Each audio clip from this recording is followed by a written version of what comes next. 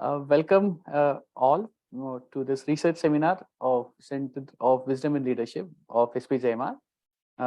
This is a series where we invite leading research scholars across the globe, and they share their research and insights on their research in wisdom and spirituality and related area.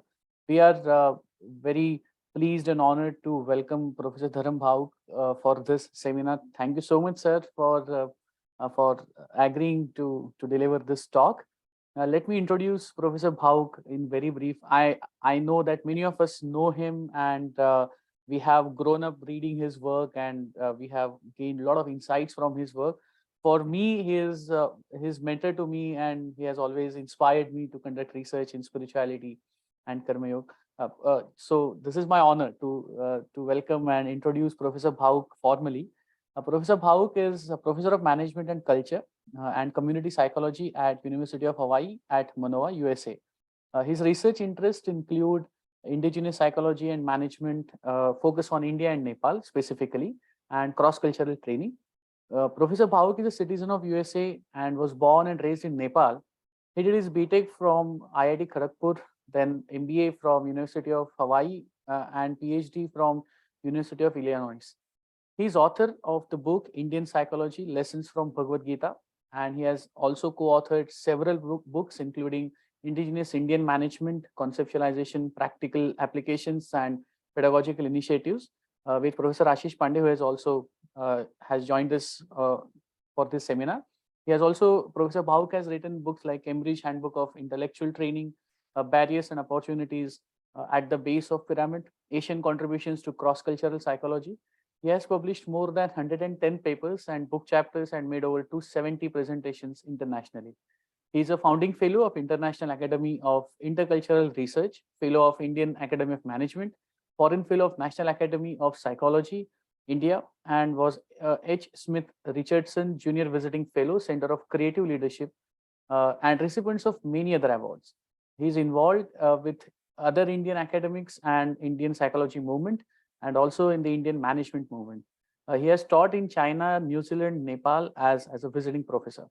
And Professor Bhawuk is one such inspiring researcher who keeps inspiring people to pursue research in indigenous psychology and Indian management. So we welcome you, Professor Bhawuk, once again to this research seminar, and I invite you to deliver it off. Over to you, sir. Thank you, Ajinkyaji. Let's all center ourselves by closing our eyes for a minute in silence.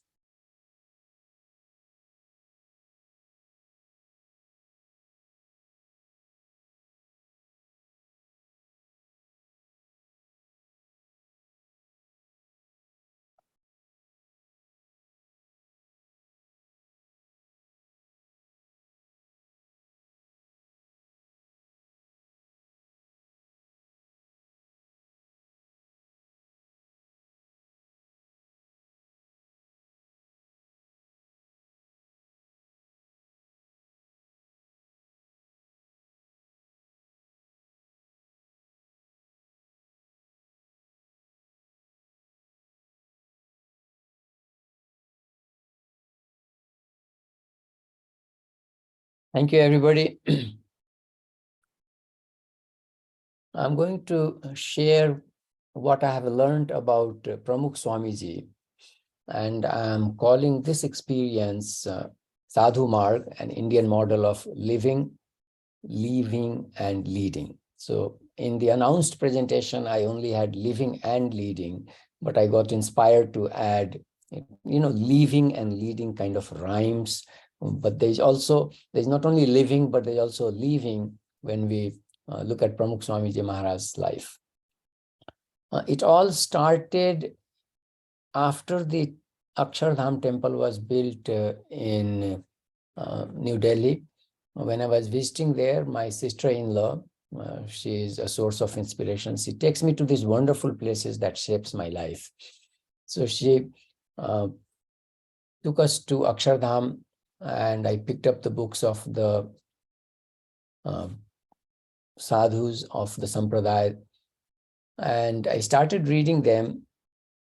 When I was reading the biography of the third Guru, Bhagatji Maharaj, I was fascinated by his simplicity because he was a tailor by profession.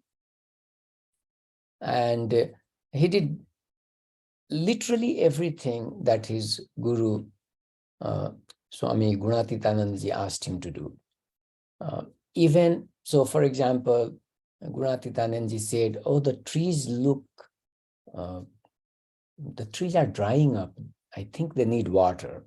And in the severe summer, he walked and fetched 500 or more buckets of water and poured on all the tree without Guruji telling him what he should do. There's another interesting kind of, that may sound silly, is Guruji asked him to go and call Girnar Parvat, and he left. So people said, where are you going? He said, I'm going to call Girnar Parvat. He said, don't be stupid. Guruji didn't mean it. He said, I don't know that. I'll go and call Girnar Parvat. If he comes, fine. If he doesn't come, fine. That's his problem. That's between him and Guruji. This is not my problem. Such a simple soul. He did all kinds of hard work, working with in construction that could have damaged his health, but he did not care. With his Guru Bhakti, Gunatitanandaji was so pleased that he once asked him, what do you want? And he said in a very simple way, Guruji, I have learned the art of tailor and construction and all these things. Tell me the art of being a sadhu. And Gunatitanandaji was so touched, he said, look at this simple fellow. He is asking such a profound question. And, he gave a small analysis of explanation of who a sadhu is. I was puzzled that I did not find a biography of Pramukha Swamiji in 2004-05 when I visited Akshardham. And then I thought, well, because he is the current president, maybe people have not written about him. Since then, of course, many biographies and small stories on him have appeared. Bhadresh Swamiji, who is a distinguished scholar of Sanskritam, and he's the only person after 700-800 years who has written commentary on all the Upanishads, like Adi Shankar and Ramanuja did, to explain how the Swaminarayan Sampradaya fits in the Vedic tradition. So he was visiting University of Hawaii. He knew a friend. So because he was visiting there, a friend asked me if I would want to go and see him. So I was happy to go and see for satsang. And then when he came back after a year or two to Hawaii, then he called me and then we spent some time. And he said, if I would be interested in writing the management styles of Pramukha Swamiji. So this is my second paper. So I published one paper on Adhyatma, and I used Pramukha Swamiji's biography to show how Adhyatma is was exemplified in his life. And this is second paper where, so this is a ongoing project. I probably would have done more if COVID was not there, because for my sabbatical, I was going to go and visit all the temples in Africa, and they're in 6-7 countries, but that didn't happen.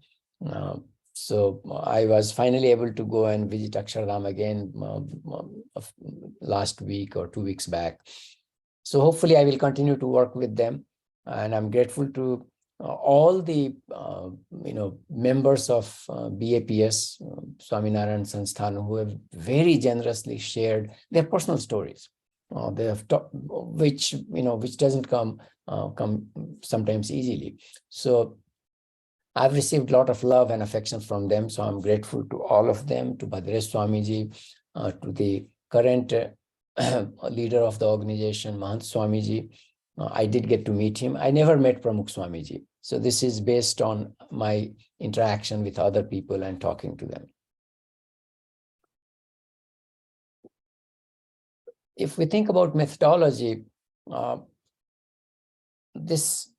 in this paper and the other paper I worked on, Pramukha Swamiji, I'm using the methodology of bridging life world and scientific micro world.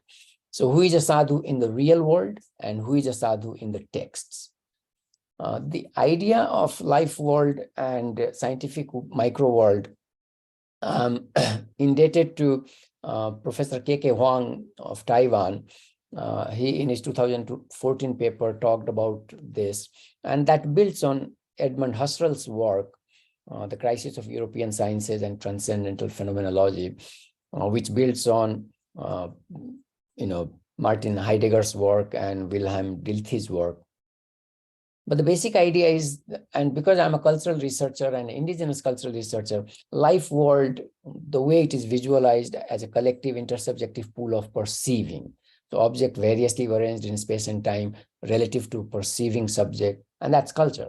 So basically life world is about culture. It is shared. I have culture inside me, but there's also culture outside me. And so there is intersubjectivity and it is shared intersubjectivity. So I like the idea of life world or Lebenswelt coming from Husserl and his predecessor, because as a cultural researcher, that makes sense. Then the next issue becomes, what is scientific world? And it's fascinating. If we look at the word science itself and we keep going back in time, science simply meant a body of knowledge, unlike what it means today. And in fact, even today, science means a body of knowledge, except that now every other body of knowledge is disparaged as non-science. Everybody wants to be scientific, and all spiritual teachers are calling their method scientific without really realizing that that's wrong. Science basically by method means that if there is a protocol, a procedure, and if 2, 3, 4 people follow the protocol, we will find the same results. This is not true for inner engineering. This is not true for pranayam. This is not true for yogasanas. This is not true for any sadhana, east, west, north, south. Because in our worldview, we all come in different life phase. Our prarabdha unfolds and we respond to it. But science works beautifully in the material world. Transcendental meditation has shown the physiological consequences of transcendental meditation. We can do that. It helps us reduce stress. It helps us, mindfulness helps us reduce stress. All of that is valid. So we can connect the practices with physiological consequences, but not with the spiritual outcomes. How calm I have become, you really can't predict from my blood pressure. And so you have to look at my behavior. So here I am kind of using the scientific world in quote marks. I'm not using quote marks there, but it's a body of knowledge. And in India, we are blessed to have a body of knowledge in text all the way to the Vedas. So the Vedas, Upanishads, Puranas, and over the years, I have learned that the Upanishads and Puranas basically help us understand the Vedic precepts. And I've talked to many wise people who have impressed upon me that you can't throw any of the literature. So bridging life world and scientific micro world. So use the word scientific in the sense of body of knowledge. So if we are going to understand a sadhu, let's look at a sadhu in the real world, and let's look at what sadhu means in the texts. So that is the bridging that I'm doing. So that's the methodology here. Our example from the life world is Pramukha Swamiji. He was born on December 7, 1921, and went to Akshardham. That's the Sampradaya's expression of end of physical life on August 13, 2016. He was the president of BAPS from 1950 to 2016. You can see that's a long time, 66 years to head an organization. He might be one of the few people who have headed an organization for that long. A brief biographical profile: he was born as Shantilal Patel in Chanchad. Right here, everybody who thinks that in India we have a caste system and only the Brahmins are, allowed to the path of enlightenment, wrong. Here is a living example, or was a living example, that led people for 66 years, who was born in the Patel family. He was blessed by Shastriji Maharaj at birth. So his family was in the Sampradaya, and early on he had inclinations of becoming a sadhu. On November 7, 1939, at the age of 17 or 18, he was invited to join monastic order. Now, this is also fascinating. Most people become sadhu. I was an aspirant sadhu myself.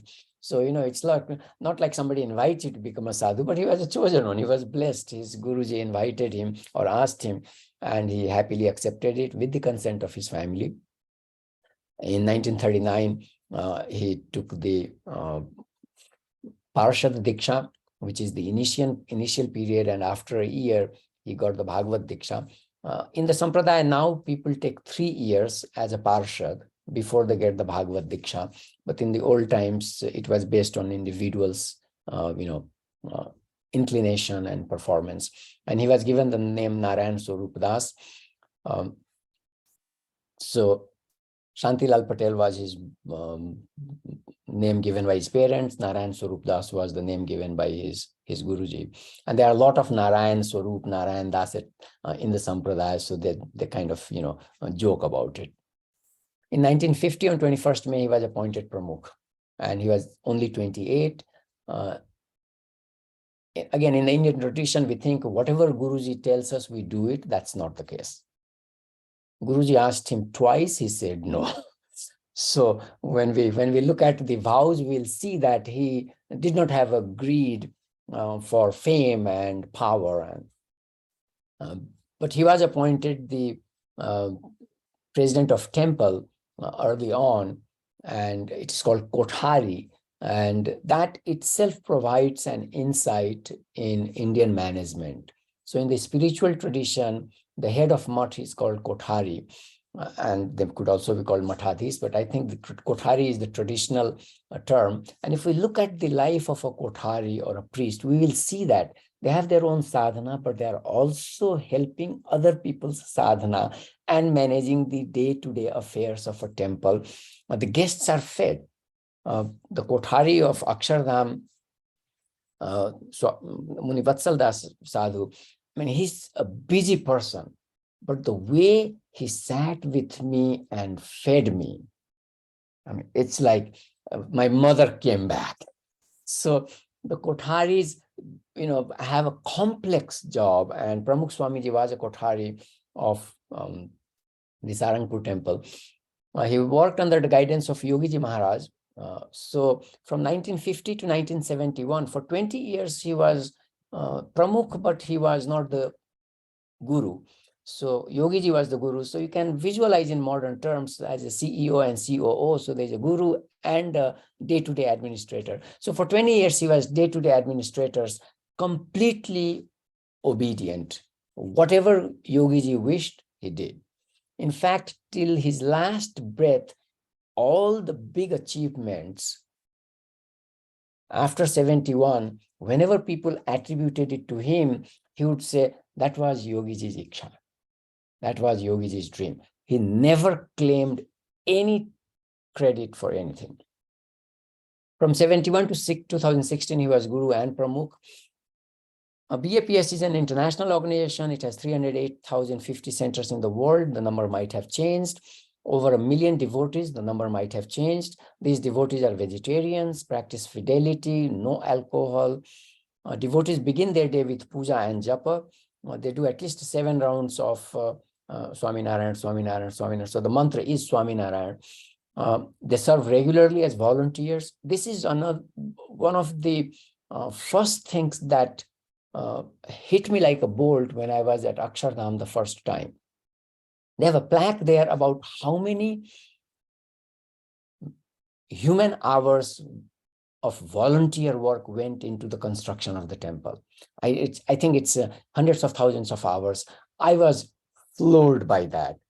Here is an organization where not only sadhus, but grihasthas contribute, volunteer their time on a regular basis. They serve regularly as volunteers, and many donate 10% of their income to the organization. So if we are going to do the textual analysis, we need to start with the word sadhu and do a lexical analysis. Sadhu is derived from the dhatu or root sad. It belongs to the Swadi group of dhatus. Both radh and sadh are used to mean samsiddhau, to guide straight, to guide well, to direct someone to a goal. So these are directing others, but also to go straight to any goal, aim, objective, to attain an object, to be successful, to accomplish, to succeed, to prosper. So it is both for self. So siddhi can be for self, and then it also can be used for guiding others. The dhatu sadhu, according to dhatu part, gives us the following words: sadhati, sadhyati, etc. Sadhu is made by adding una pratyaya to the dhatu sad. Then it means guiding or directing others. So sadhu becomes, so when I do sadhana, this is for me, but a sadhu is guiding others, directing others. Sadhu is a person who accomplishes the object of another, works for the benefit of others, and guides them straight on Sadmarg, and we'll come to that, or the path of truth. So sadhu is a virtuous person. As is convenient for me, I should say, because I study the Bhagavad Gita regularly, I always go to the Bhagavad Gita to see what a word means. And there are 4 verses in Bhagavad Gita where sadhu is used. 4.8 is really famous. Paritranaya sadhunam vinashaya chaduskritam dharma sansthapanarthaya sambhavami yuge yuge. So you can see a natural connection there of dharma and sadhus and duskrita, the opposites. In 6.9, Surin mitra ari udasina madhyastha dveshya bandhushu sadhu swapicha papeshu samubuddhir vishishyate. So there sadhu and pap is contrasted, and samatva is in treating both of them the same. In 9.30, Shri Krishna says, apichet suduracharo bhajate mam ananya bhak sadhureva samantavya samyag vyavasito hisa. So if somebody chants the Lord's name, he is like a sadhu, he becomes a sadhu. And finally, in the 17th chapter, in the explanation of Om Tat Sat and how Om Tat Sat is used in the beginning of any activity and how that makes everything pious. But this is a beautiful section. It comes at the end of chapter 17, and there we see the word sadhu in the context of sat. So sat bhave, sad bhave, sadhu bhave cha sat iti etat prayujyate prashastate karmani tatha sat shabda partha yujyate. In 1727, sadhu is not used, but sat is used. Yajje tapasi dane cha sthiti sat iti uchyate iti cha uchyate karma chaiva tadarthiyam sat iti eva avidhiyate. So really I can take more than an hour to simply discuss these 4 verses and how sadhu, what sadhu means, but I'm going to here share the summary. And so you're really missing out a lot on this. So sadhu is closely associated with sat, which is a synonym of Brahma. Now you can, so this is what I call indigenous thick description. Now we are getting in to understand what is sadhu. We looked at lexical analysis, we did lexical analysis, now we are looking at the text. So sadhu is associated with sat, which is a synonym of Brahma. So sadhu is associated with Brahma.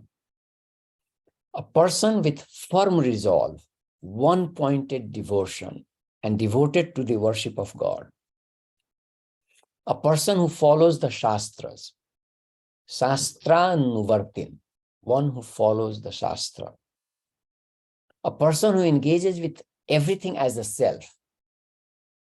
Shakshad Atma Bhavena Vartate. You interact with everybody as if that's the self. Now, this is the ultimate of Advaita Advaita Vedanta. Contrasted with Duskrita. So sadhu and duskrita are contrasted, those who act inappropriately, providing insight that sadhus do sukrita or positive activities, or sadhus are those who are situated on the path of sat. So anybody who is not situated on the path of sat is not sadhu. Contrasted with papi or sinner, sadhu is also associated with characteristics like jita atmanaha, prashanta, paramatma, samahitaha, samabhava in dvandva. So shita, ushna, sukha, dukha, mana, apamana, samabhava. That's what a sadhu does. Jnana, vijnana, triptatma. A sadhu is a jnana, vijnana, triptatma. Kutastha. A sadhu is kutastha, like sthit prajna. Vijita indriya, has conquered indriya, is yukta with Brahma, is a yogi. Sama, losta, ashma, kanchana. So whether it is, ash or earth or gold, is samatva. Is suhrid, has sadbhav for everybody. Is udasin. And this is where leaving becomes important for sadhu. A sadhu is udasin in the world. Madhyastha does not differentiate between friend and enemy.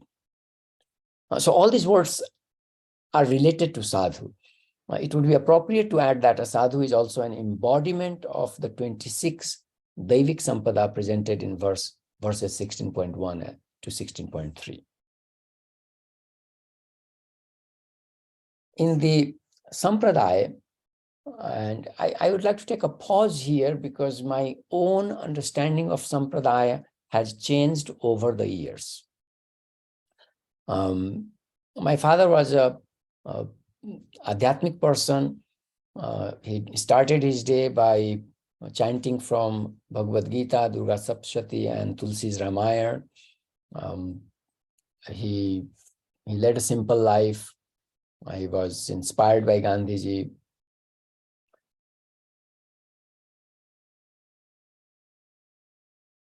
So I got to see the cultural part in my father.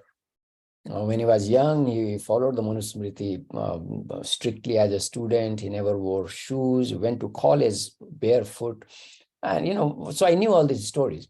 But we are also raised with the idea that Sampradayas put blinders on us. And in that sense, Sampradaya is negative. And I have come a long way thanks to my association with BAPS, Swaminarayan Sanstha. We have really twisted the meaning of Sampradaya with the influence of our Western education. Sampradaya basically means prakarshena diyate. It has been given to us and, very well. So the idea is that Sampradaya gives us a path of sadhana. It shows us a marg, what we should do in life. And if we go back here, we will see that over 1 million devotees begin their day with puja and japa, serve regularly as volunteers, donate 10% of their income to BAPS. This is the marg. And there is a summary. There is more. And the Siksha Patri, lists out the different, behaviors that people should be doing. So Sampradaya, if anybody in the audience thinks Sampradaya limits us, it only limits us in the sense that we follow a path of practice. of Adhyatma. That's all. It does not say you look down upon other paths. I am yet to come to any enlightened Indian saint who says my way is the only way. Raman Maharshi, who was an Advaitin, in one of his dialogues says, Gayatri is everything. When you start the japa, it is japa, then it becomes dhyan, then it becomes the Atman. So Sampradaya, my request is stop looking at Sampradaya as something to be avoided. This basically means, in fact, Ashish ji has a beautiful story about how he helped one of his colleagues, and then his colleague went back to Kashi, where he's from, and he found his Sampradaya, and then his life has changed. So he too was neglecting his Sampradaya as something he should avoid. But if you are embarking on a spiritual path, on an Adhyatmic yatra path, then Sampradaya is a good thing. So the Shikshapatri is the founding Acharya, Nilkanthji. He gave 212 verses in Sanskritam. So they give the code of behavior. For the sadhus, there are 5 vows. And these are the vows that I'm using in this paper to kind of,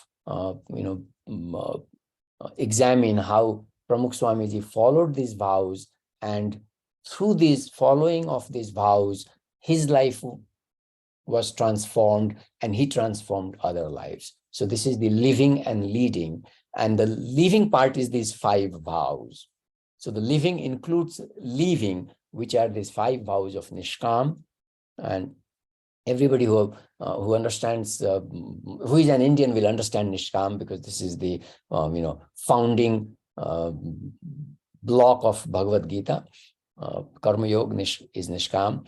Nihsneha, not having sneh, non-attachment or affection, but it also had another meaning, offer complete servitude and love to God. Niswad, or having control of the palate, or find flavor only in God. Nirman, not have pride, practice humility. And Nirlova, free of greed, practice aparigraha or non-accumulation. So in the paper, I find examples of these 5 vows that Pramukha Swamiji practiced all his life. So now we look at these 5. The first one, Nishkama, or a life of free. So these are from the Shikshapatri, and I'm going to skip them. So I give the citations about how Nishkama is explained in the Shikshapatri. So this is part of the method, but we all understand what Nishkama is, so we can skip that. And here is more explanation on that. But now, so the sadhus of Swaminarayan Sampradaya take Nishkam strictly, and it has implications and it has complications. So the complication is that they do not speak to women, they do not listen to women, they do not listen to women singing, they avoid female animals, they don't even look at, and these are all coded in the behavior. So in our time, it kind of raises an issue about, are they sexist? Are they, are they, discriminatory to women? And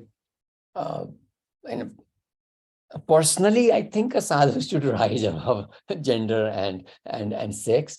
But I also appreciate the value that comes from practicing this.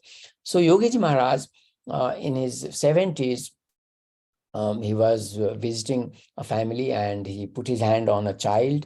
The child looked like a boy. And then the family apologized. They said, Guruji, we are sorry. She's really a girl. And he said, okay, so I start fasting now. So the process is that you fast for 24 hours.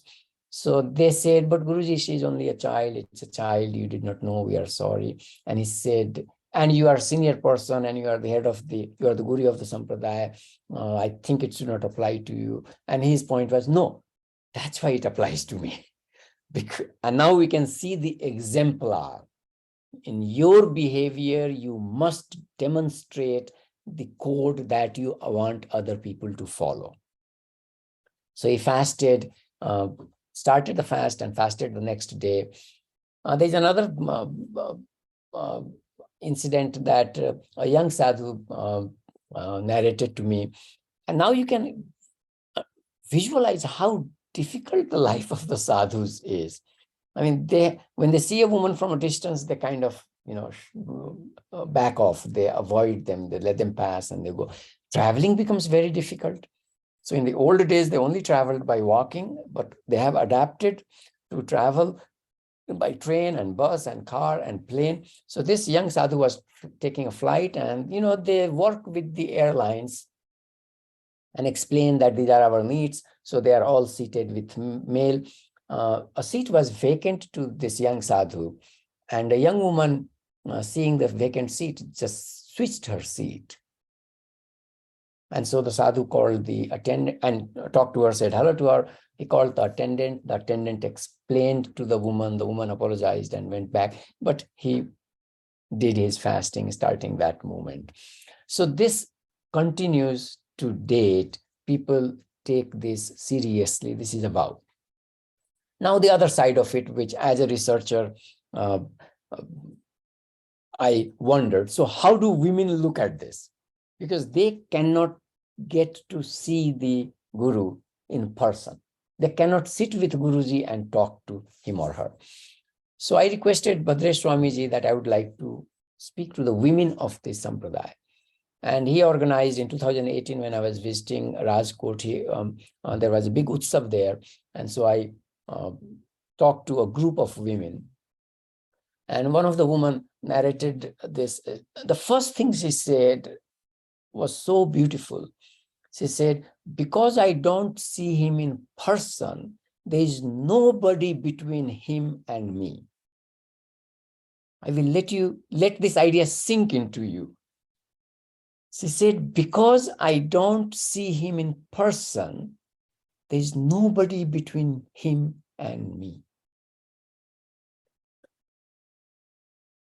She requested her parents that she would be happy to marry a Gujarati young man, but he should be an urban sophisticated person. And they found an Air Force officer for her, and she was happily married. And since I am aware of the culture of the Indian military and defense industry, the first question I asked her was, how did you survive all the parties of the Air Force? And she did not flinch. She said, I ate curd and rice, because everything else is messed up. Even the vegetarian food had onion and garlic and all the other things but curd is pure, rice is pure. So for 30 years, she went to all these fancy parties and ate rice and curd. So people, when they accept the sampradaya, they make these compromises, if you like, but this is not compromise. This becomes sadhana for them. Her husband was posted in the battlefield in Kargil. And the tradition is that whenever somebody is posted, the military defense industry asks them, what do you want to do with your belongings? So her husband said, rest of my belongings, I don't care, you can give it to whoever, but my puja, you should send it to my wife. Now, the military is so silly that they send this message to the wife, that this is your husband's last wish. I mean, they need not have done that. So she was naturally nervous as a young person. And she wrote to Guruji, Pramukha Swamiji, about what had happened. And he said, he will bring the puja in person to you. And she was relaxed, and that's what happened. They happily lived post-retirement in Bangalore, a wonderful family. I also talked to other women who narrated this, how. So there's one woman who gave all her 3 sons to the sampradaya to become a sadhu. She had 3 sons. She gave permission to each of them to become a sadhu.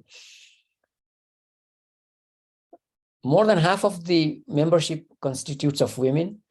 And I have observed them at many temples I have visited. During the arati, the men sit in the front, the sadhus sit in before the men, and the women sit in the back. After the arati is done, the sadhus leave, and then the women get to go in the front. So the organization shows respect to women. They are not misogynistic, but this is the vow of the sadhu. And it seems to be working. When Pramukha Swamiji was visiting internationally, the president of a country requested him if he would bless his mother, and he explained his vow, and the president understood. So it's people thought he should make an exception for the head of the state and his mother, but he explained his vow, and the president was accepting of his vow and did not mind it.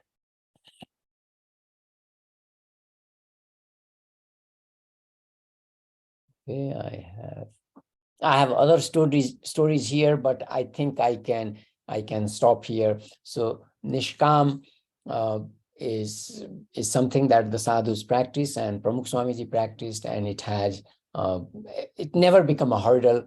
So he's able to communicate to the women in the sampradaya. The second vow is of nihsneh, non-attachment. And so this is about controlling the senses. Having attachment for anybody is also interpreted as offering complete, not having attachment to anybody is as complete servitude to God. And there are many interesting stories about this nihsneh, which also would kind of capture nirman in another sense. So the president of Kenya asked him if I hesitate to use the word idol because that's not what we call them. Hold on, my computer wants me to do something here. Okay, that's good. So Pramukha Swamiji referred to it as Thakurji. And so this is a small murti that he always carried with him. So the president said, so this is a symbol of God. And Pramukha Swamiji said, no, this is God. This is God incarnation.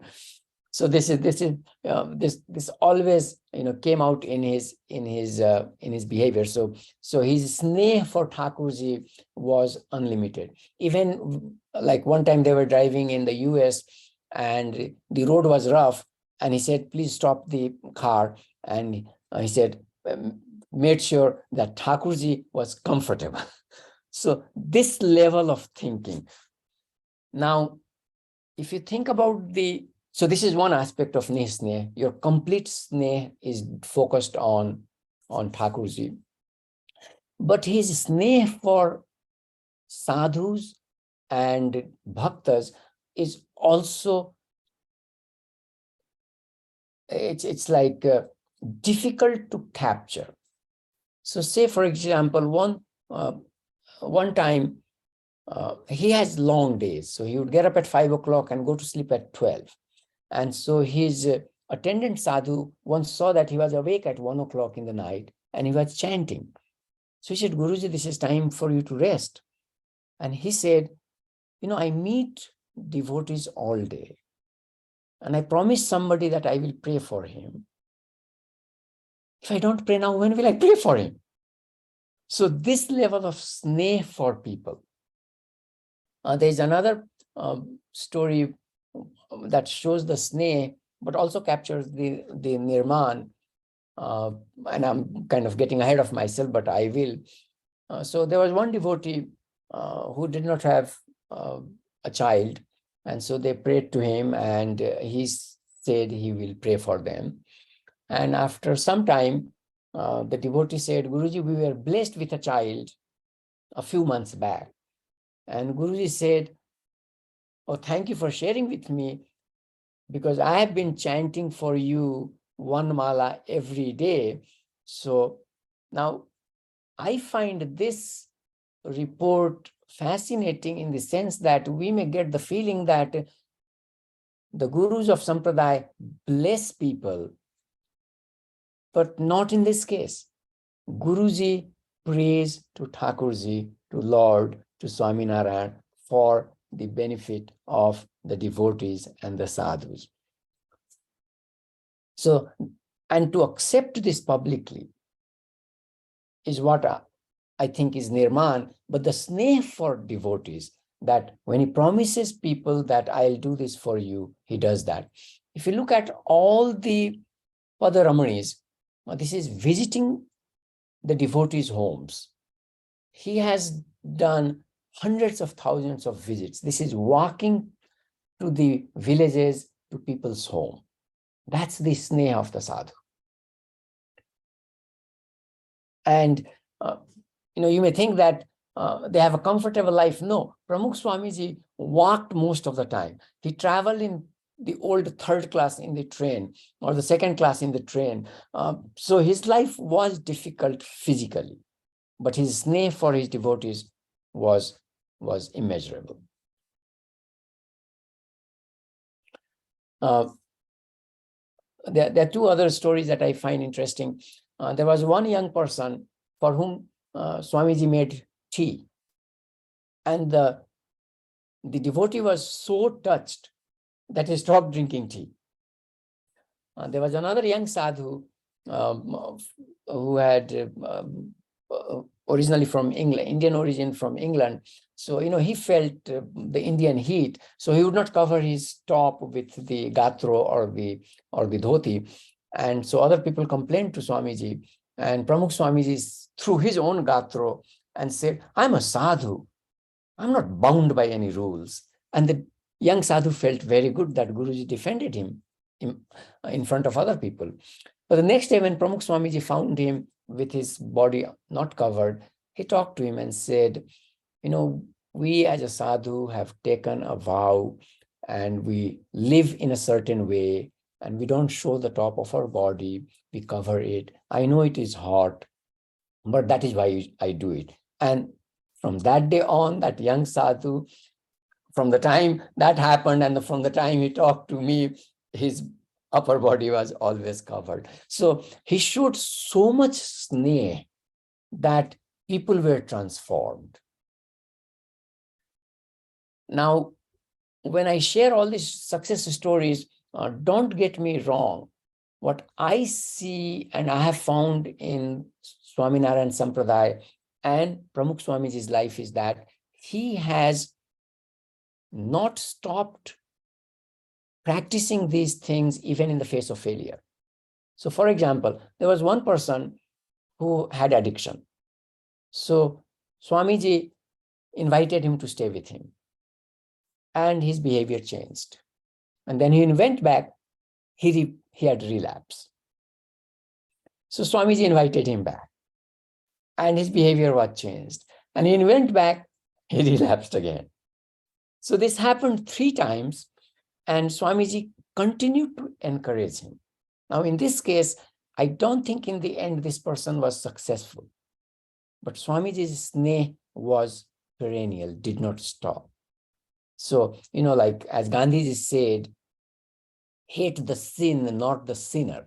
We see in this life, but in a positive sense. So, Nihsneh is not having sneh or having sneh for Thakurji only, but when somebody practices Nihsneh, he has sneh for everybody, unlimited.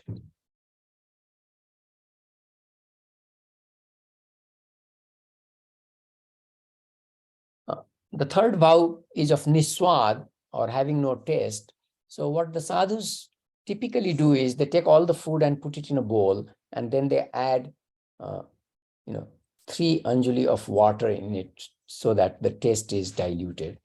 In the tradition, sannyasi was supposed to beg 3 houses.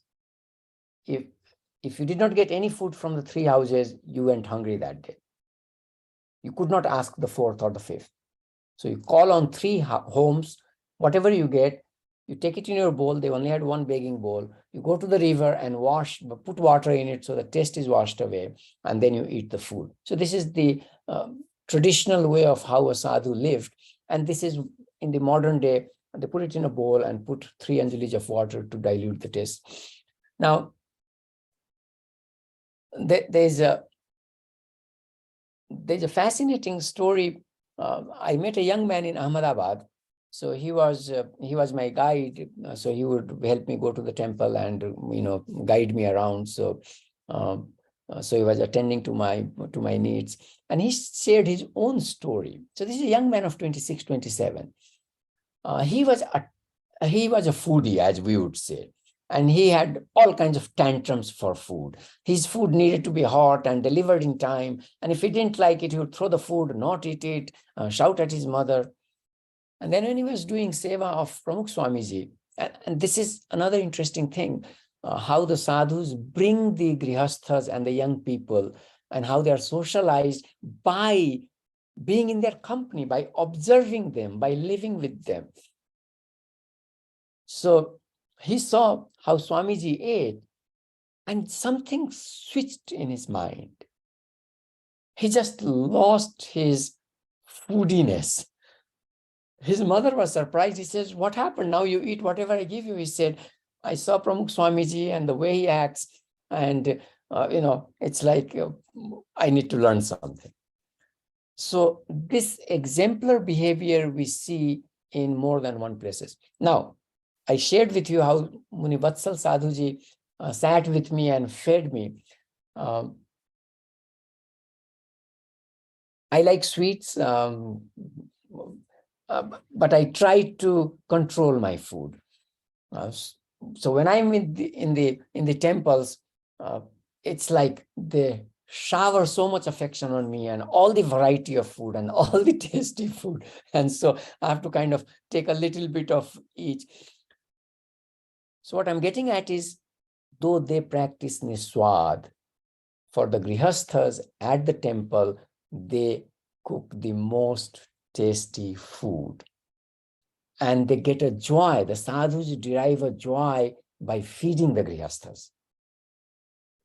And this is the common in the sampradaya. Every temple I have gone to, they have showered sneha on me, and it shows in the food and the variety of food and the tasty food. At one time, the head of the kitchen, Swamiji, came very excitedly to me and said, "Bhavukji, you must have the ice cream, because this is the only ice cream that is eggless and pure. Nowhere else you will get this ice cream." So I was delighted, and I had some ice cream.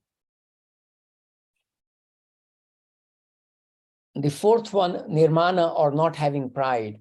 Pramukha Swamiji's life was filled with examples of nirmana.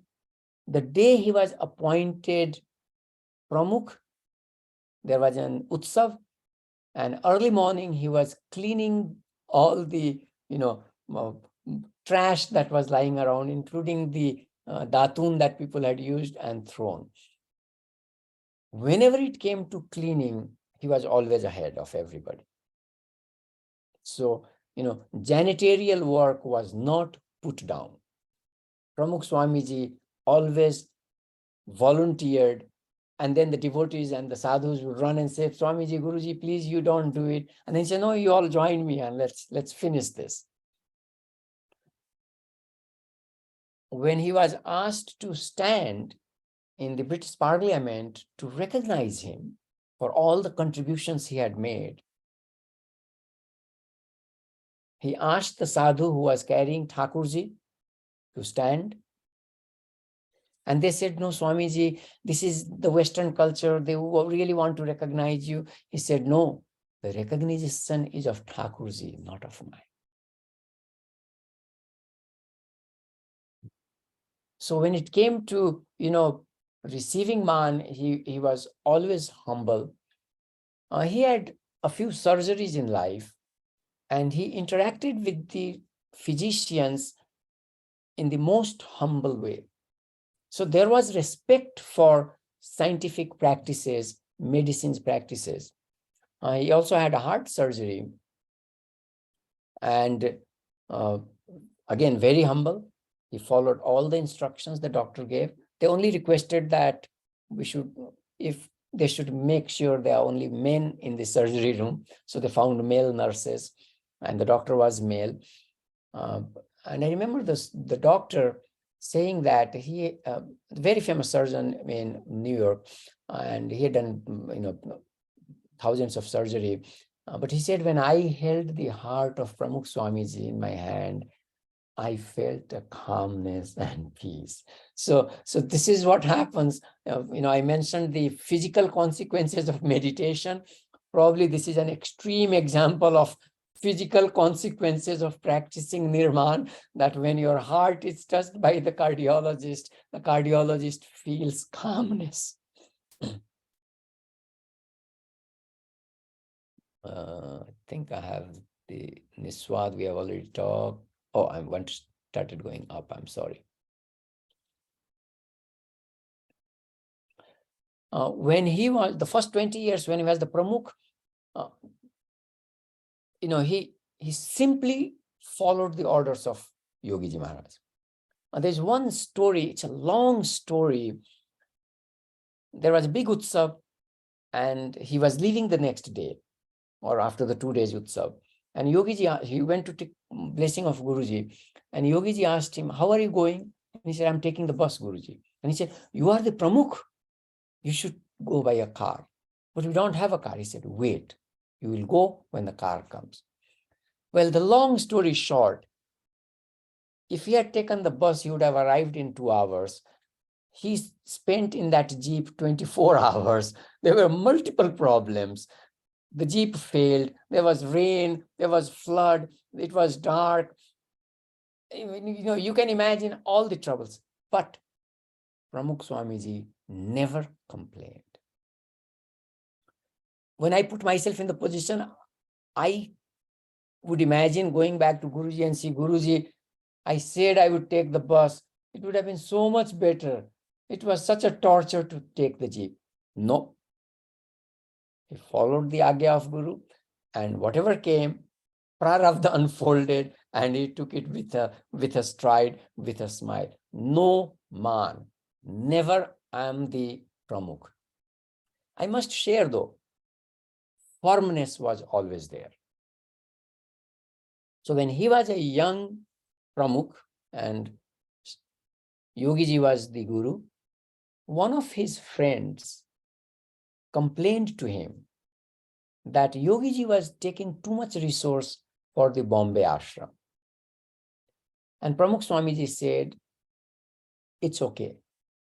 Whatever Guruji does is okay. Then the person came back again after some time and said, you need to do something about it. And Pramukha Swamiji said, it's okay. Whatever Guruji does, it's okay. So he persisted again and came back and said, you are the Pramukh, you need to do something about it. And then he said firmly, you are my very good friend. I took your advice. You advised me when I said no to Guruji to become a Pramukh. So this is a long relationship, but please never come to me to complain about what Guruji does.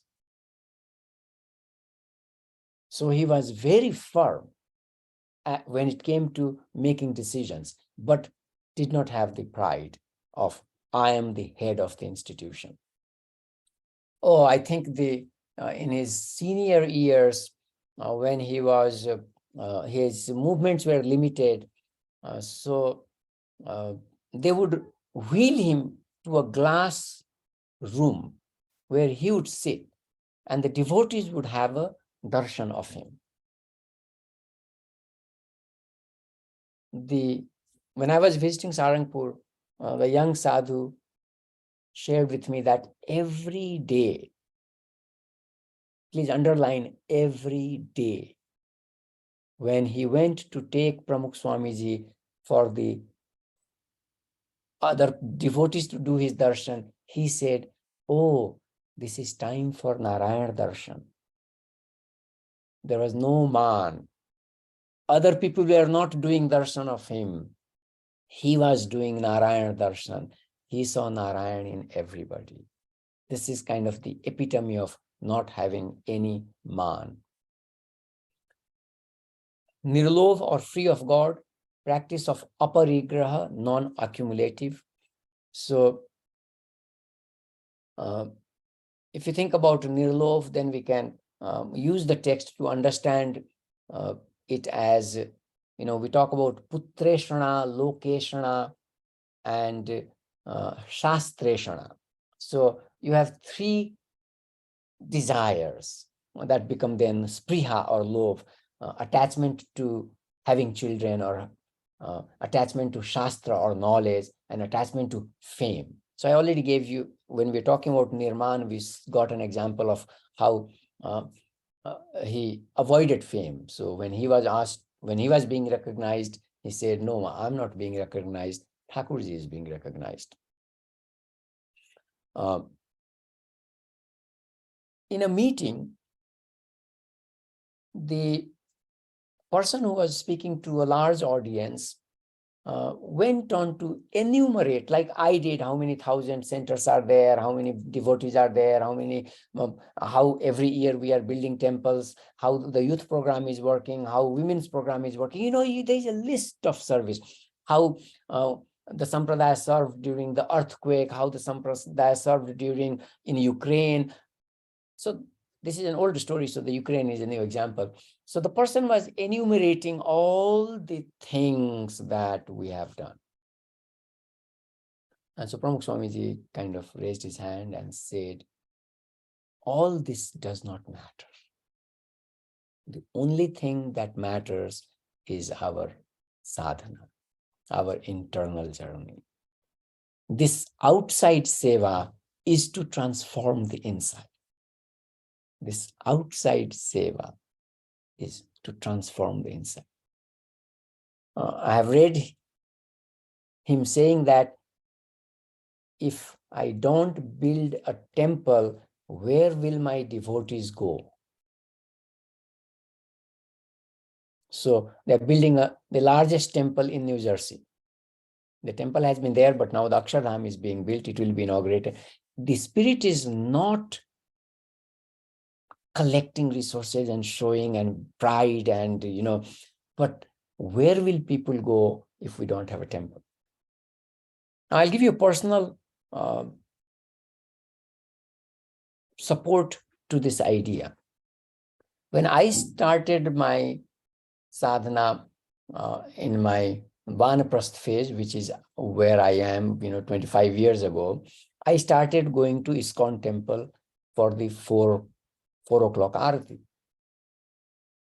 If Prabhupada ji had not established ISKCON, had not established the ISKCON temple in Honolulu, where would Bhavuk have gone for his morning sadhana? This is what Pramukha Swamiji was saying. If I do not build a temple, where will my devotees go? So this is not about love, the fame, lokeshana. He wanted to study Sanskrit. Guruji appointed him Pramukh. First appointed him the Kothari of Sarangpur Mandir and then the Pramukh. So he never got to study Sanskritam. So that desire to learn the Sanskrit, the greed for Sanskrit, he gave up. I must say that he encouraged Bhadresha Swamiji to study all the texts and write a commentary on all the Upanishads to show how the Sampradaya fits into it. And Bhadresha Swamiji gives the credit to Pramukha Swamiji. So, he inspired somebody else to learn Sanskrit. And, and one of the greatest Sanskrit scholars is in the Sampradaya is Bhadresha Swamiji, who is his disciple, he has nurtured. And Bhadresha Swamiji's writing itself has many stories. How after everything he had written, there was flood and everything got soaked. So he had to write everything from memory, from the beginning, from the start. And Pramukha Swamiji encouraged him and said, he will be able to do it. And he was able to do it.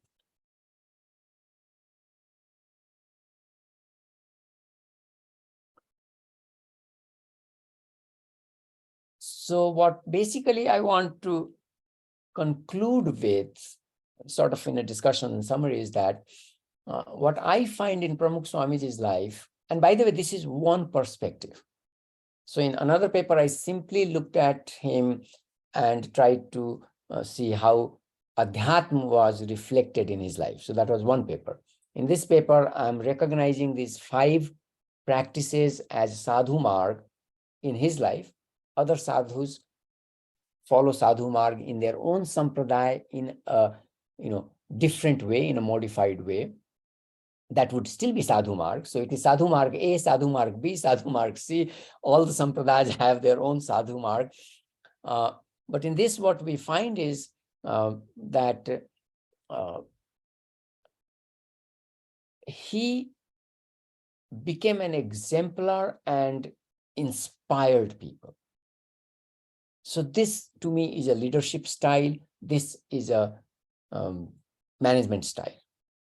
You live what you preach. Authenticity is a big fancy word now in positive psychology.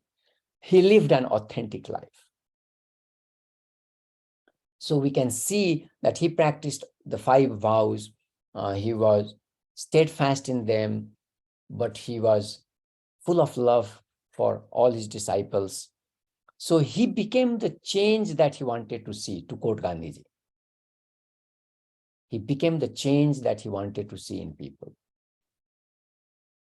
I will not be done telling like, I don't think even a book length report on Pramukha Swamiji will do justice. Probably I'll have to write many volumes to capture, because he had an eye for detail. He was an expert in marbles because he bought marbles to build the marble temple. People have narrated how he would notice simple things in the construction and point that out, and then that would need to be corrected. And not everything is always going wonderful. Like I gave you the example of that one person who could not, despite interacting with Pramukha Swamiji many times, his life was not changed.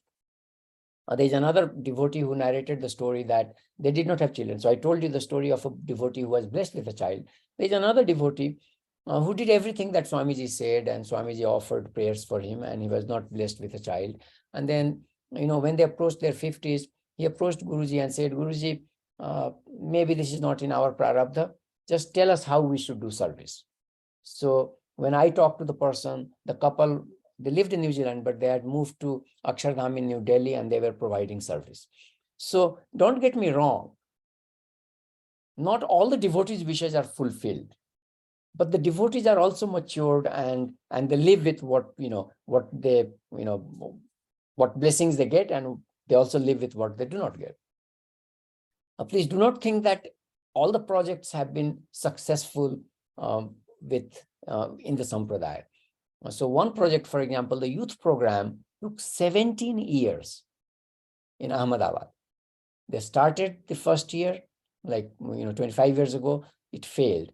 Next year, they restarted. Next year, they restarted. Next year, they restarted. They went pursuing it for 17 years. Today, the youth program is internationally established. It's strong in Ahmedabad also.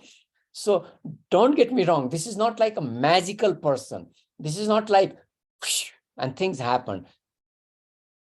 He worked hard. Everybody else worked hard with him. When we discuss leadership processes, we invariably recognize that a leader has a vision and never loses sight of that. In the case of Pramukha Swamiji, we find that he was an embodiment of a sadhu. The vision came from being a sadhu. So that's why when people are, enumerating all the successes, he said, no, it's the internal journey that is important. So as a sadhu, he remained committed to Thakurji, always took care of Thakurji, never lost sight of Thakurji. But because of that, his sneh for all the devotees was immeasurable. His energy was immeasurable. If I enumerate the homes he visited, miles he traveled, temples he built, hours he worked, it's going to look, mythological. can one person really do that much? Yes, this one person in 66 years did so much. It may take 66 lives for a lot of us.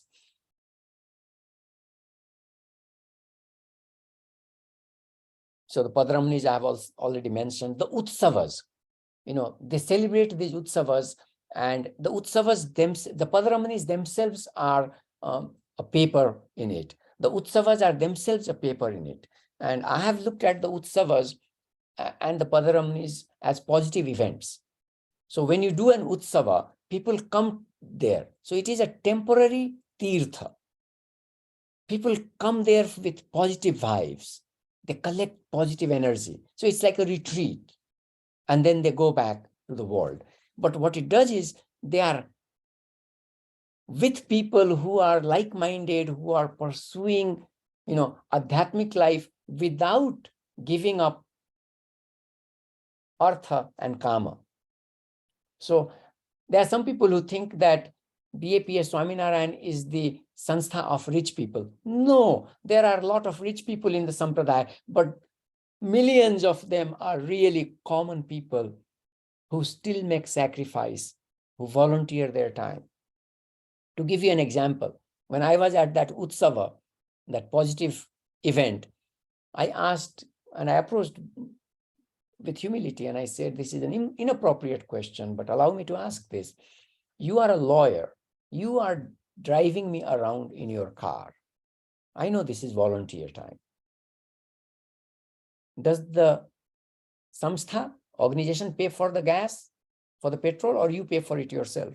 And he smiled and said, sir, I can afford it, so I pay for the gas.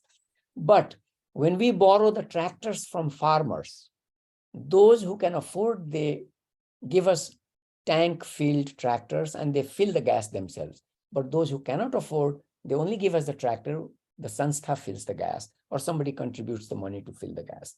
So it's not an exploitative organization. It's a community. And Pramukha Maharaj was a community leader. He built a community. He created a community. And the community will move on beyond his physical life. So I think I'm going to stop here. I should have, a sadhu lives a life that is guided by many vows. By following his vows, he becomes an exemplar. The householders continue to earn their living from the simple farmers to the wealthy industrialists. We find Sadhu Marga helps integrate spirituality in daily living and offers a way or model of leadership and followership. This is one of the many intellectual contributions of Pramukha Swamiji, which he made by living rather than pronouncing. So this is not a lecture he gave, he lived this. Therefore, though the model derived from the life of Pramukha Swamiji is indigenous to India, it's also possible to China, plausible to China and rest, because, in Tao Te Ching chapter 2, Lao Tzu says that, the sage takes credit for nothing, and so everything, even the impossible, gets done around him. The sage takes credit for nothing. So this is the living part. And so everything, even the impossible, gets done around him. So it's not, the way I have presented, it is an indigenous model, but it's not limited to India, because the idea has existed in China for, 2,500 years. And I'm sure we can find it in other places. So I'll stop here. We still have a few minutes, 10 minutes for Q&A, and I'll happy to address them. But I'm also open to people's comments, because I will learn a lot from you. Thank you so much, Professor Bhawuk. So I invite participants, if you have any questions, any thoughts, please unmute yourself and share your thoughts or questions.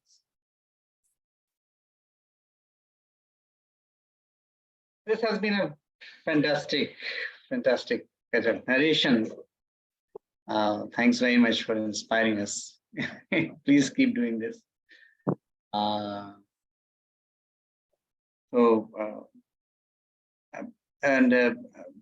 Ajink and I had a discussion, and probably Chirag and also I had a discussion, but we we thought that actually we were looking for some Devi Sampad, Asuri Sampad, and there that is a positive psychology characters.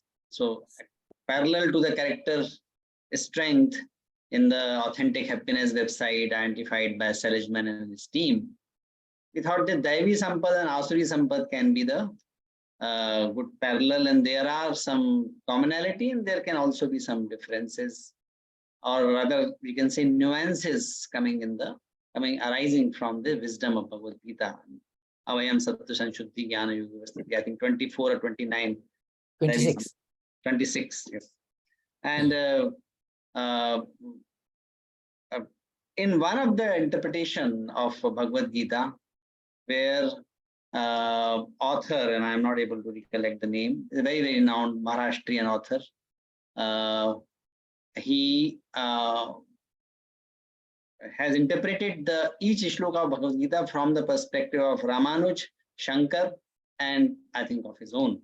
And his observation is, and that is the great insight which is arising and kind of a converging in your talk. He says that these 26 Devi Sampad can be converged to the 6 basic attributes. And we thought and we discussed that this is the state. These are not the character, but these are the state. And what are those 6 things which are exactly what Sadhu Marga says? Nirmana moha jita shanga dosha adhyatma nitya vinivritta kama dindar vimukta sukha dukha sange. Adbhut hai, matlab, this was a amazing convergence I am seeing in the authors, and we were thinking about it since last at least 6-8 months, and this is coming in and this talk. Wonderful. Thank you. Thank you, Ashish, for that beautiful comment. And I've been working on the 26 Devi Sampada and Asuri Sampada. At some point, I will write it up. You'll have to keep bugging me. Just like there's so many things in front of me, something gets done, something gets postponed. So this has been postponed for now 8 years. In fact, when Ajinkya came to Swami Chinmayananji's, Chidananji's 100th celebration, that's when I had presented about the Daivik and Asurik Sampad. Yeah. I think I saw 2 hands up, but they have withdrawn. Yes, Edward has raised Edward hand. and Siddharth both have this. And Yes. Nivedita has also posted one question. So we'll have Edward's question, then Nivedita, and then Siddharth. Yes. Thank you, Professor. It was wonderful and enjoying it. It's kind of very touching and also an experience which also kind of changes you. So thank you for the. Can you hear me? Yes, I can Yes. hear you. Yeah. So thank you for this session. My question is, as a researcher, how do you avoid biases? Because I understand you are a devotee or follower. So when you do analysis, what do you use? What methodologies? What do you use so that you try and be true to the scientific research that you are trying to do, to ensure that you look at it from all the possible perspectives that you can? So that's my question as a researcher. So the first thing, I'm not part of the Sampradaya. So neither my family nor I was initiated in a different tradition. So that's first thing. So I'm doing this as an observer. Having said that, I must also confess that I have started chanting the Swaminarayan mantra, and Pramukha Swamiji in one of his talks said that if you chant 50 mala of Swaminarayan, you will become mukta.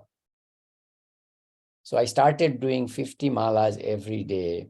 That was the gift of COVID. And, there are days when I have done 100, 130, 200 rounds. And this is over and above all the other things I do. So that is the first part. I'm not part of the Sampradaya, and probably I should have said that up front. So this is just like you and me, an external person looking at the Sampradaya. The second thing is a more important question. How do we bracket our prejudices? By constantly jotting down our prejudices. So as a researcher, we need to know thyself first, only then we can know others. So one of the things I require my students to do, and I recommend to everybody, is whenever we embark on a research program, we should write down everything that we think and feel about that topic, so that we don't start asking loaded questions. We don't start picking up, the cherries that we like. And I mean, this question is something that, I discuss 15 weeks in my PhD seminar, starting on day 1. And bracketing has become a key construct for me and a tool. But really behind bracketing is honesty. As a researcher, we need to be honest. In the simple meaning of honest, I am not trying to push an agenda here. We should always remember that. So for what it is worth, I should say, this question brings this out. I have tried to find dirt on Swaminarayan Sanstha. May the sadhus forgive me for this devious idea. I've even talked to Bhadresh Swamiji about this issue. But as a sadhak, in 2018, I felt good after talking to Swamiji and saying that, how about the money that comes to the Sanstha? Is it all white money? And he said, Bhavukji, we do not know. Devotees give it, we do not know whether it's black or white. So this whole idea of black and white is a tax law, if you like. He didn't say that, I'm saying that. So there would be those issues. But when I raised those issues, I internally felt blessed that I shall not be led on a path that is dark. So if that happens, I'll stop writing about it, talking about it. There was one criticism a friend shared with me, not knowing that I'm interested and working on BAPS. So the complaint was from America that Swaminarayan Sanstha takes workers to America and pays them only the Indian wages. Okay, that violates international labor law. It does, but these are volunteers. They are happy to build a temple. Don't you remember that story about the pyramid, and one person asks, what are you doing? And he says, can't you see? Are you blind? I'm carrying a rock. And you ask the other person, he says, I'm building a pyramid. So these people are committed and they're giving their time, and they're, making enough money. Somebody pays for their way back and forth. So, but from American law perspective, it may be exploitation. And, I'll just leave it there. So we do need to be honest. We do need to be respectful. For what it is worth, a very respected colleague, woman, studied women leadership, she found certain things that were not supportive of women leadership. She never published it. I asked her, she said, these were the findings. I thought people will just jump on it and make, women are already struggling and they will add to that baggage. So I did not publish. To me, that is responsible research. You don't publish, what you, in your judgment, think is not. So, there are people who have looked at Ramakrishna and raised the question. I can't even raise the question. Let's just say a foul question. To me, that's offensive research. I will read it. I will not do it. Yeah. So I hope that answers. Honesty is the only virtue that we need to cultivate as a researcher, and we need to constantly bracket, because we are in trying to find what is out there and in here, rather than pushing an agenda, because then that agenda is not truth. I'm not even using the word truth, because that's a pure word and a complex word, but we are striving to learn something. We're not trying to sell something. I'm not selling BAPS. I'm just trying to understand, is there a model, indigenous model of leadership? I hope that helps. Thank you, Edward. Thank you, Professor. If I may just, as a corollary, and maybe it will also help our fellow researchers. What kind of challenges do you face during publication from the reviewers, and especially asking questions related to subjectivity or biases, and how do you handle criticism or the reviewers from publication perspective? Right. So from the reviewer's point of view, so let me go back in time. And so my 2003 paper on culture and creativity, which was published in International Journal of Intercultural Relations, there were those questions. So you basically address them as well as you can and hope that the reviewers will be convinced. There's also an article in, I think in AMR, that talks about how reviewers twist the presentations, the ideas of the researchers. So when early on in our career, we kind of accept those twisting. Later on, we hold our fort and, we say, no, this is not acceptable. So I remember Professor Triandis once replying to the editors in response to the reviewers that this reviewer is a Dust Bowl empiricist. That is the harshest Professor Triandis has. That word he probably used only once in his lifetime. And the editor simply accepted, the revisions we had done. So, you cannot please everybody. We always get complained that the Cronbach's alpha reliability of individualism, collectivism scale is low. So, it's in 0.69, 0.72.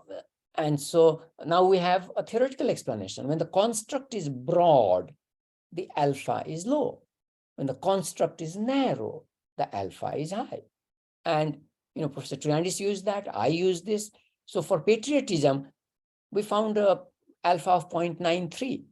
For individualism, collectivism, which includes patriotism, or part of it, we are lucky if we get 0.72.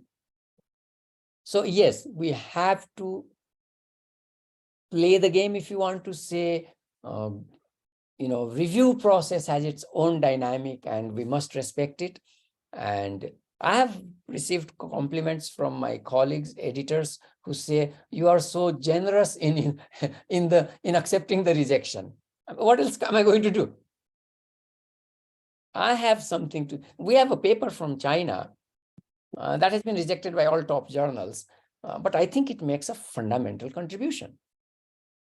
And so it will end up somewhere. Unfortunately, it's with one young scholar, one of my students from China, but it is, to me, I'm very satisfied with this paper. I have another paper with another American student. I'm very satisfied with the findings, the method, the analysis. It has been rejected by 6 top journals. So it will find its home. So this is something that we have to, this part of our life. One mentor said, develop thick skin. It does not mean being rude. Don't be angry. That doesn't help. Accept what they say, see what we can do, and then move on. Every paper has its own prarabdha unfolding, tied to your and the author's prarabdha, and somewhere, sometime it will get published. Let me put this as the final observation. Satyajit Ray never received an Oscar. So the Academy decided to create a special Oscar to honor him.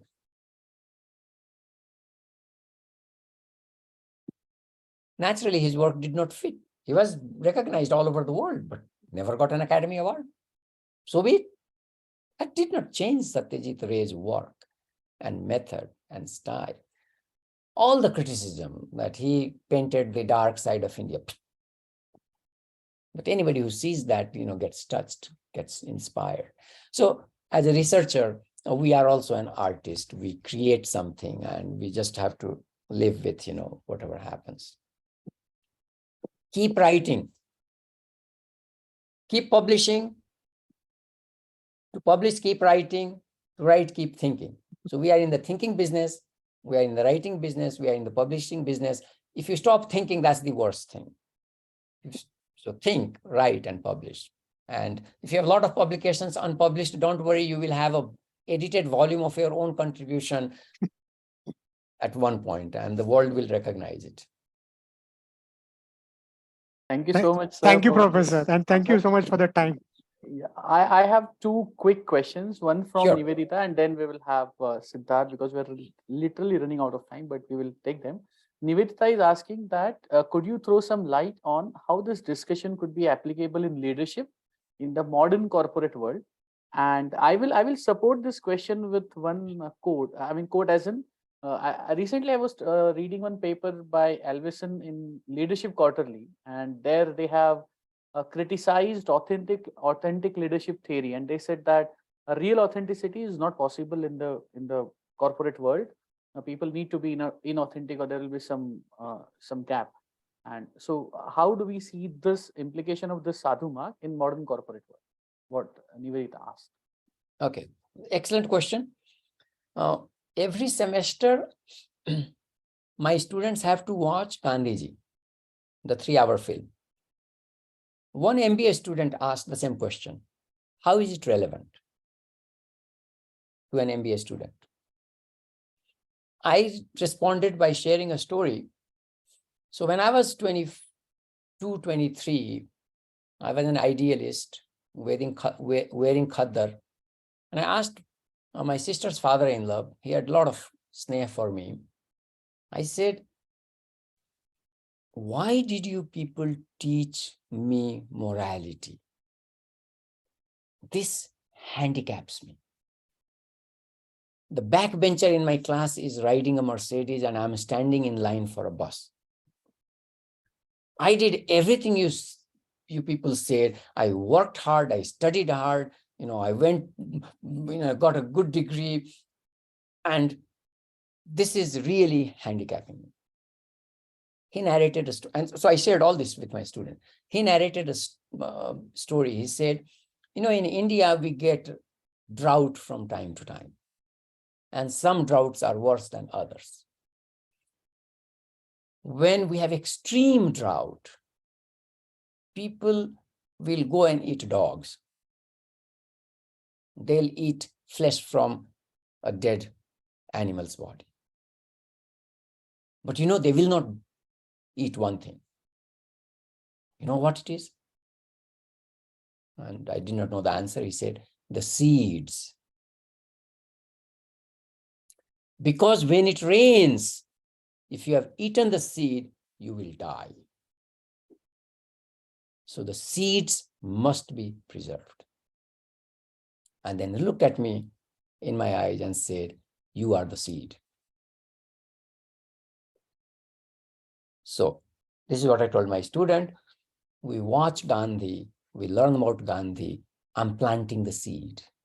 You are the seed. Now, so many of you can be the change you want to see. So Sadhu Marga can be applied. In India, we have the highest number of social entrepreneurs. Social entrepreneurs are working in the real world, in real time, addressing real problems. And they are all Nishkam Karma Yogis. They all follow Karma Yoga. They are all following Sadhu Marga. In the private sector also, now we'll see a mix. You don't become 100% sadhu, but you aspire towards that. It becomes an ideal. Okay, authenticity cannot be 100%, but you aspire to it. Zero defect in quality that the Japanese have been championing for 50 years. Zero defect is impossibility, but you strive for it. And that's why they have gotten 6 Sigma. You don't go to 6 Sigma if you don't aspire for zero defect.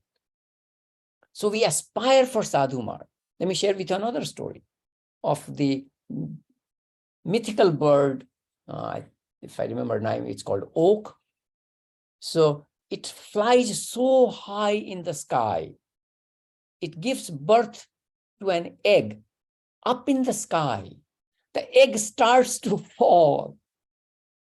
But way before, it flies so high that way before the egg would hit the earth, it's hatched, and the chicken comes out or the baby bird comes out, and it learns to fly and flies away. These stories have a purpose. How high should our morals be? So high that we never hit the ground. So Sadhu Marga provides the zero defect model. The authenticity provides that exemplar that we can be. Gandhiji had a lot of defects. I would not want to get into his defects because my life is transformed by following on the simple premise. My life is my message. My father could not tell me this. He said, follow Gandhiji. But Gandhiji said this, my life is my message. Now, he did not say, follow my defects. This is our own wisdom. So, authenticity is possible. Hope is possible. Optimism is possible. Ahimsa is possible. These are possibilities.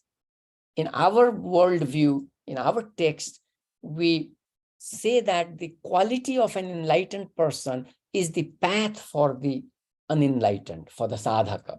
So ahimsa is a path for me, but ahimsa fructifies in the enlightened person. So that's my take. So Sadhu Marga, also as a researcher, think about it. We are not providing the message, the path. We are providing a multitude of alternatives. This is an alternative that did not exist. Leadership people did not think about Sadhu Marga. But we do see in our real life that, and I'll stop by giving this example, the president of Princeton and Harvard studied the minorities who graduated from Princeton and Harvard. They were not satisfied that these people did not rise to the same level that their white colleagues did. It's a book-length study. What did they find? One of the findings, the minorities wanted to give back to their own group, community. To them, rising to the highest was unimportant. Giving back to people like themselves so that they could also achieve something more than they had. So they were at Harvard, they were at Princeton, they were successful in life. Not as successful as their white colleagues, but they wanted to give back. This is a model. Sadhu Marga provides us that. There are different models. It is a model that was missing in the literature. That's all. Thank you, sir.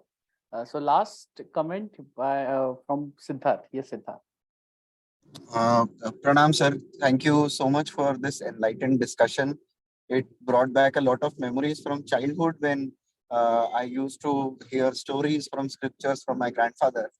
One of the things which Niswad, since we discussed Niswad, I also spoke to Ajinkya sir about this, that in the Shravak Jivan, which is before the Sannyas Ashram and before the Vanprastha Ashram, during the Grahastha Ashram, a Jain has to take, Jains do generally take a vow that they will rinse their plates before they put it to wash after their meal.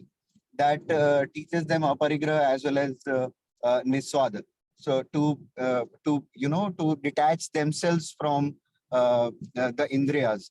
So that really connected with me, and thank you so much for such an enlightened discussion.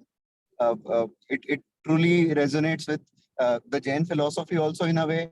And since I'm a life patron of ISKCON, so Swami Prabhupada's the lineage, the wisdom, that also again resonates with this. Thank you so much for this enlightened discussion. Really blessed. So on the food issue, if you see me eat, my wife always jokes, did you eat? Because the plate is so clean. So I literally lick up everything. And to me, this is showing respect to food. This is showing respect to the person who cooked it, not wasting anything. And this is what the Jain sadhus have taught, that we should not waste anything. Now it's interesting that if like nisneh can become deep sneh, so niswad can become deep swad. Whatever you eat with swad. So that can be another interpretation. So find swad in everything. And I have I was on a salt-free boiled food for more than a year when I was young, and so I knew the taste of every food. So I know lauki is the most tasteless. Eat it fresh boiled, otherwise you can't eat it when it gets cold, because there's no taste. It's just filled up with water and some other stuff. But sag, all the springs have taste because of the iron and other things. So niswad can be looked upon as, combined with aparigraha, you don't hanker for it. Whatever comes in front of you, you enjoy it. Surabhi, you had a question? No. Thank you, sir, so much. Quickly, I want to ask something. I'm trying to study how anti-consumption or not consuming gives people meaning in life. And I'm trying to do it in context of Jain practitioners who follow certain practices in anti-consumption.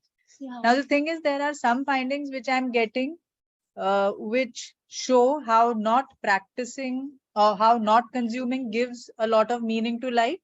But there are some findings which are counter to what we are studying. How do we deal with that? Like you talked about honesty. Do we report these findings? They are not fitting our assumptions. Will it do injustice to the organization with which I'm working? How do we deal with that?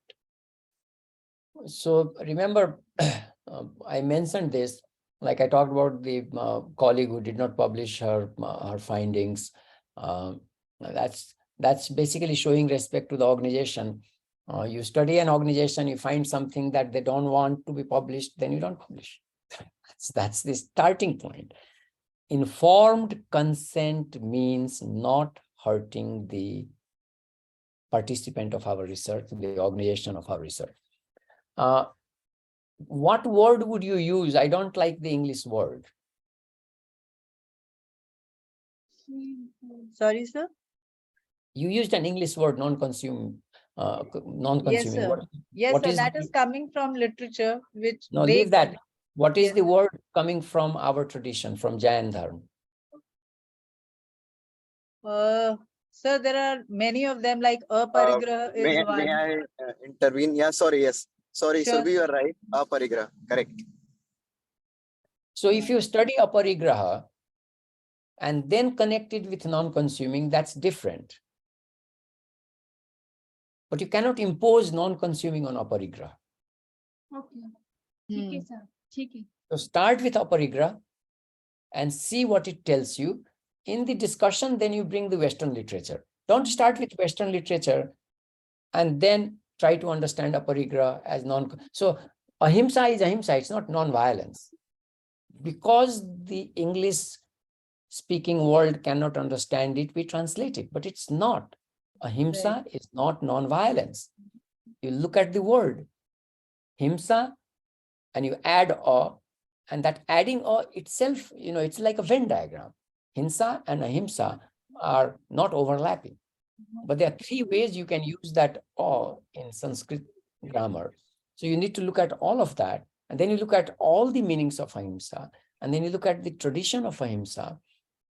And then wherever it leads, then we connect with the current word. So same thing with aparigraha. So pari is all around, graha is from grahya, and so aparigraha. So, and think about it, that parigraha is because we have five senses.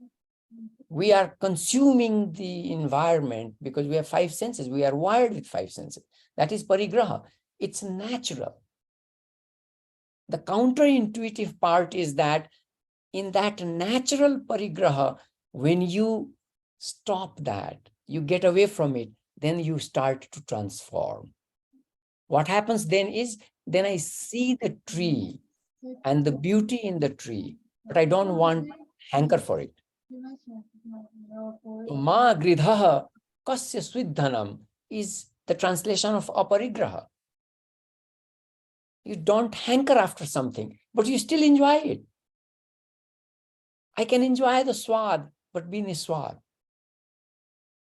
So we got to start with the construct, do the lexical analysis, do in Jaina Dharma, when did aparigraha come, how important it is, how it is related to other constructs. That is the thick description of aparigraha. Aparigraha is not by itself. Even Patanjali Yoga Sutra, it's not by itself. It's one of the fives. So we need to look at the five. And if you look at the niyam, you got to look at the yama. If you look at the yama, you got to look at the niyam. And then why is that? Where is that leading to? You can't start with samadhi. No, these are the eightfold path. So please start with a parigraha and see what is in the text, in the Jain text, in the other texts, and synthesize that. That itself is a big contribution. And then see how this non-consuming idea is coming up. Basically, where you will go with this, I can, at least, I've done some reflection on it. Aparigraha completely contradicts the foundation of Western economy.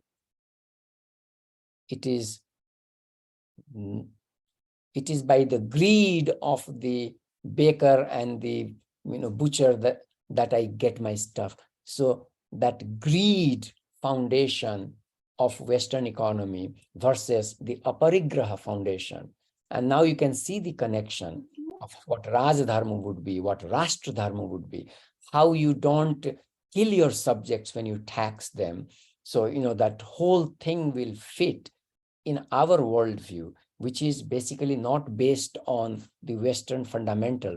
So you go from consumerism to non-consumerism, that's different. You are still in the Western box. Our worldview is different. So therefore, we must start with aparigraha, and the way the Jain sadhus have taught aparigraha, the way they have practiced it. So you can breeze. What is in the text? What do the sadhus do actually? And that will provide you an indigenous model, and you can stop there and then make fun of the consumerist world and the non-consumerist world. But if we start with that, we are in a vicious circle. We'll never go to our own knowledge and wisdom. And by the way, the reason I have started doing this and been doing it for 30 years is because early on I met Sitammaji. She is in Hyderabad. I met her at conference and she shared this beautiful story.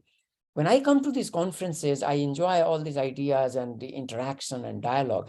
But when I go and counsel and provide therapy to my, needy people, they don't understand any of this. They understand niskam karma. They understand aparigraha. That was my inspiration. I said, we have a disconnect between the world of scientific world in India, the research, and the real people. Real people understand our own. Everybody understands niskam karma. Let's start from there. Everybody understands aparigraha. Let's start from there. And then we can counter consumerism if we need to. But I would also want to say that we have never put down artha and kama. Meaning is in dharma, artha, kama, moksha. Moksha is not the only meaningful thing. Anybody who says moksha is the only meaning thing has really lost our culture. We believe in dharma, artha, kama, moksha. So that's why we have 4 stages of life. When you are young, you have rajas. You are rajas praval. Go burn your rajas by having desires, by shaping the world, by having a lot of things. But you will see the meaning if you constantly follow dharma. You will see aparigraha giving you satisfaction. I hope that helps. Yes, sir, it does. Thank you so No, much. thank you so much, sir. And I strongly advise Surabhi that you can get in touch with Professor Bhawuk on email, and you can constantly get his guidance. Thank So you, sir. thank you, That's a good idea. thank you so much. We have reached our time limit, and I thank Professor Bhawuk for taking time out and blessing us with the seminar. I thank my colleagues, other faculty members from other institutes. Thank you so much for joining us and being part of this seminar. I thank research scholars from SPJIMR, from other institutes to join and attend the seminar and participate in this. Next month, we will have another seminar with another expert. We will have Professor Kumar Alok from XLRI, and he will be talking about Sattvic leadership, and he will be talking about Trigunas and personality mapping. So stay tuned, and we will send you invite very soon. So thank you so much once again. Thanks a lot, Professor Dharm Bhawuk. And it was Friday evening, but you turned it into a real satsang, and we all were blessed to have you. Thank you so much. Have